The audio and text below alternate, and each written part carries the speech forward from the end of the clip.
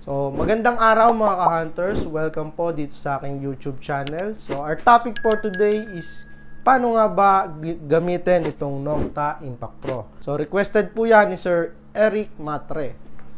So, yan po yung una nag-comment sa aking last video na ginawa. Samahan nyo po akong i-discuss itong Nocta Impact Pro.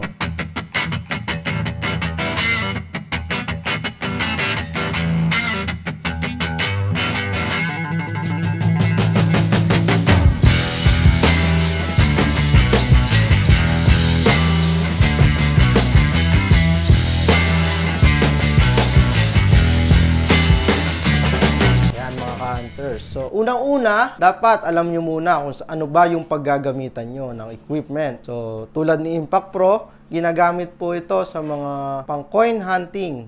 So, since meron na po siyang recovery sa 6 feet na G-Wireless, so meron po siyang non-motion mode or static mode na kayang malaman yung size ng target. So, yung iba po na ang hinahanap ay pang mabababaw na mga treasure o yung tinatawag nilang mga small treasure, ay ito po yung inaabe nila. Yung po yung dapat alamin bago po bumili.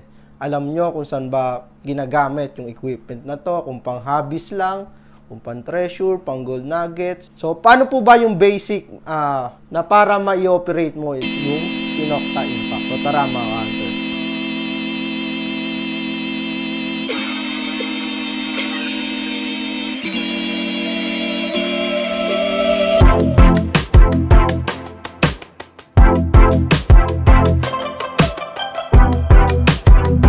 Ang Nocta Impact po ay isang motion and non-motion metal detector.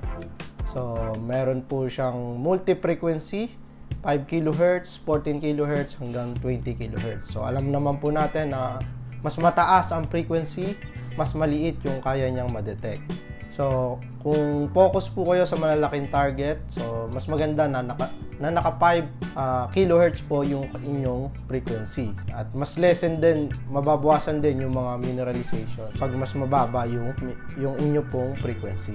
Meron din po siyang automatic and manual ground balance. So, hindi po tulad sa iba, automatic lang. Yung iba naman, manual lang yung kanyang ground balance. Dito po, magkasama po siya. Meron po siyang automatic and manual ground balance. Meron din po siyang mga ISAT or yung Intelligent Self-Adjusting Threshold. So, nakakatulong ito para ma-minimize rin yung mga mineralization. Meron din po siyang 12 modes. So, yung dalawa po doon is yung non-motion mode at yung natitirang 10 is motion mode. So, sa motion, meron din po siyang pinpoint mode. So, parang non-motion na yun. Pero mas mababaw siya kaysa sa pag ginamit mo yung dalawang mode na non-motion. So, ang una nyo dapat malaman, ano ba yung sensitivity. So, minsan kasi ang mga pangalan ng sensitivity sa mga metal detector, kung hindi gain, ang nakalagay po sa kanya is sensitivity mismo. So, dito po sa Impact Pro, ang nakalagay po sa kanya is gain. So, yung gain, nababawasan yung sensitiveness ng kanyang coil or mababawasan din yung lalim pag nagbawas tayo. So, ano po ba yung sensitivity? Yung sensitivity para po yung mouse ng computer. So, pag mataas ang sensitivity mo, so, mas sensitive yung mouse mo. So, dapat bawasan natin yung sensitivity para makontrol natin ng ayos yung mouse. So, ganun din po sa mga metal detector. So, dapat may adjust natin sa tamang control yung ating metal detector tulad po ng Impact Pro. Nga lang, meron din po tayong sinusunod dito. Depende po sa ground condition. So, kung mataas ang mineralization, kailangan mo magbawas ng sensitivity. So, sunod naman po natin yung ground balance. Ang ground balance po, kailangan naka po natin yung coil natin sa ground, naka-parallel 3 to 5 cm.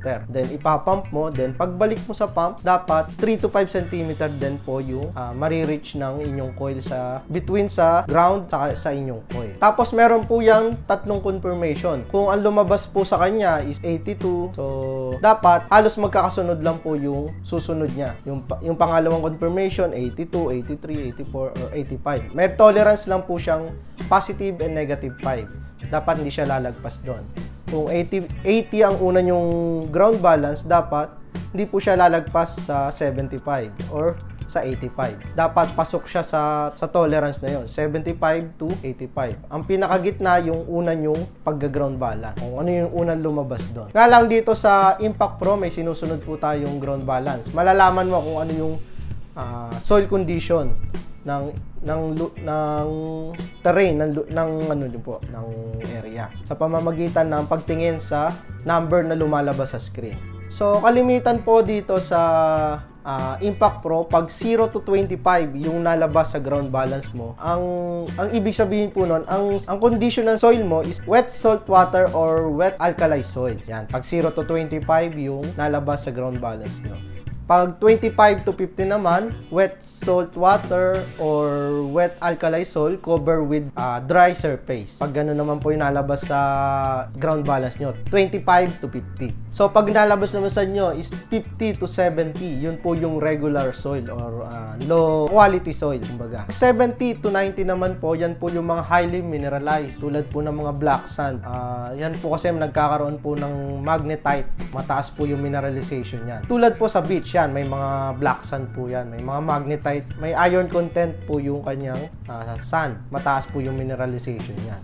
Kaya pag ito yung mga ground balance, maaaring bumaba ang inyong detection or mahirap kayong mag-ground balance. Unahin po natin yung sa motion mode. Meron po yung 10. So, ang una po dyan is yung gen or yung general settings. Sa general settings, so lahat po ng klase ng metal is same lang po yung tunog na maririnig nyo. At lahat po ng klase ng metal, madedetect nyo. Wala po siyang discrimination.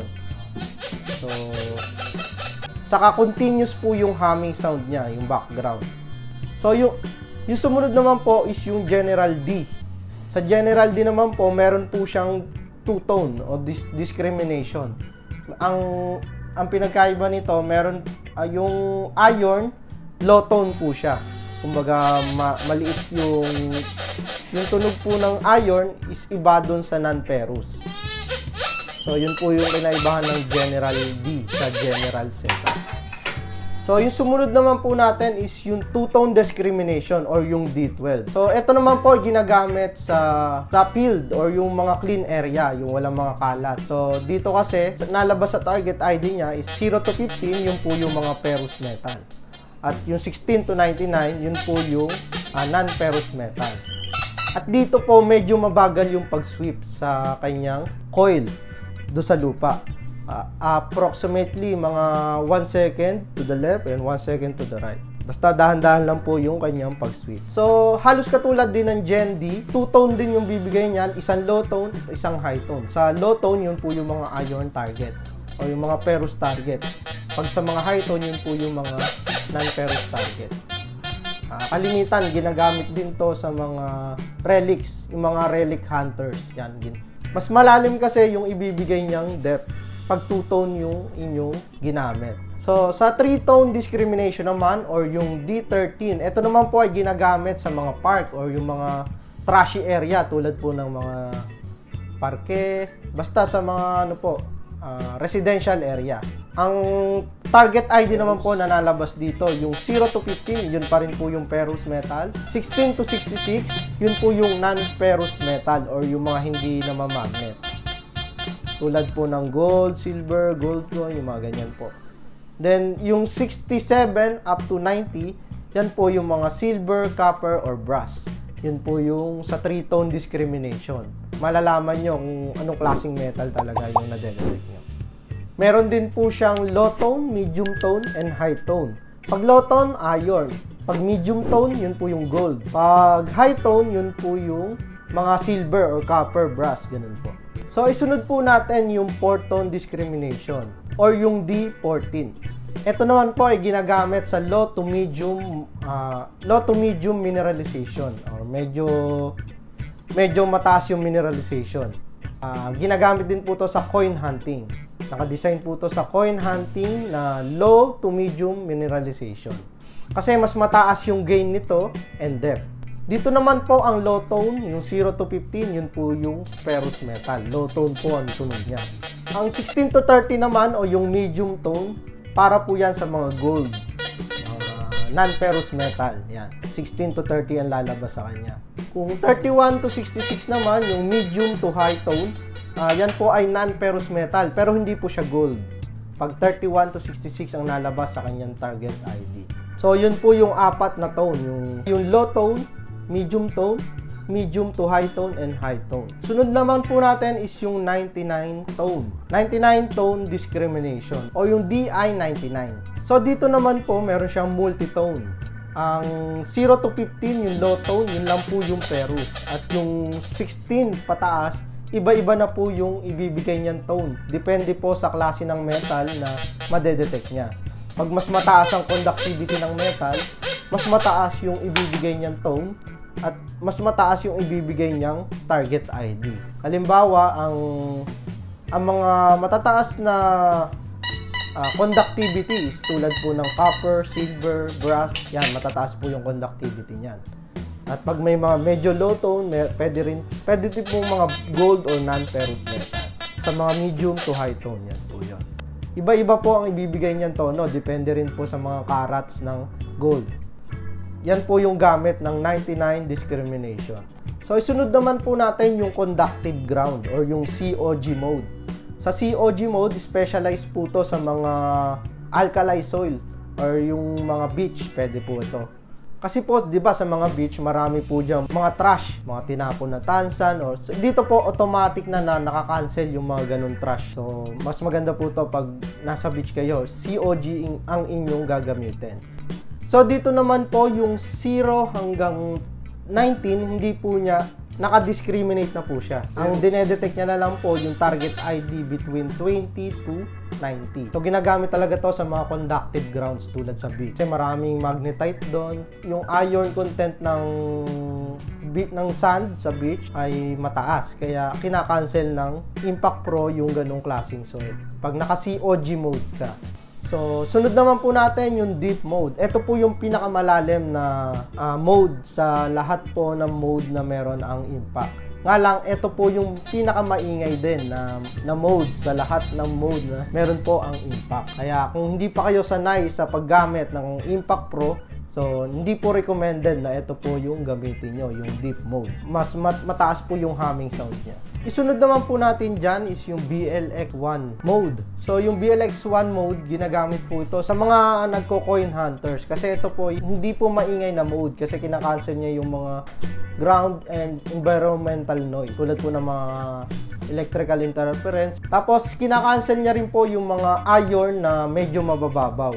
So, hindi po niya nadidiscriminate niya yon.